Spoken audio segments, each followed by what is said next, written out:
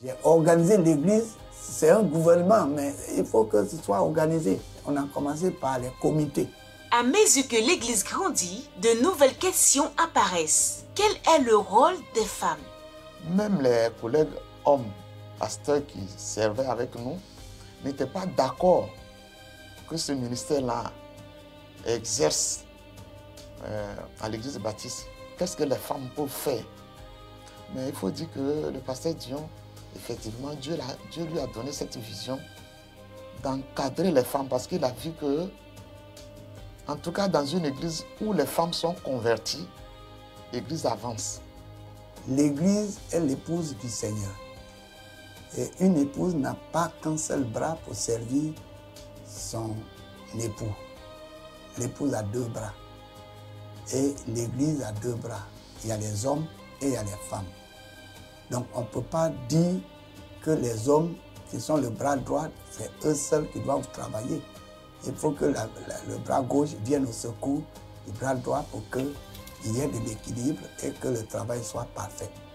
Mais le pasteur Dion choisit de tracer une ligne claire selon ce qu'il lit dans la Bible, selon ce qu'il entend dans la prière. Il permet aux femmes de prêcher. Et là encore, l'opposition surgit, même en dehors de l'église.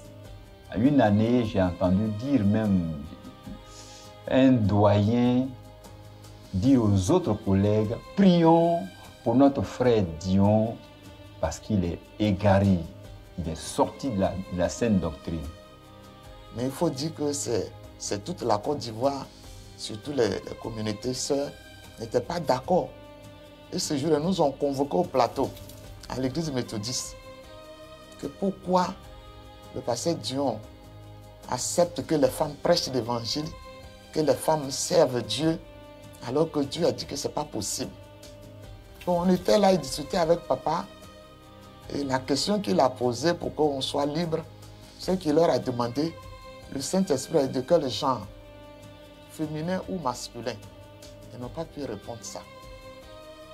Et je crois que c'est à partir de là qu'ils nous ont laissés.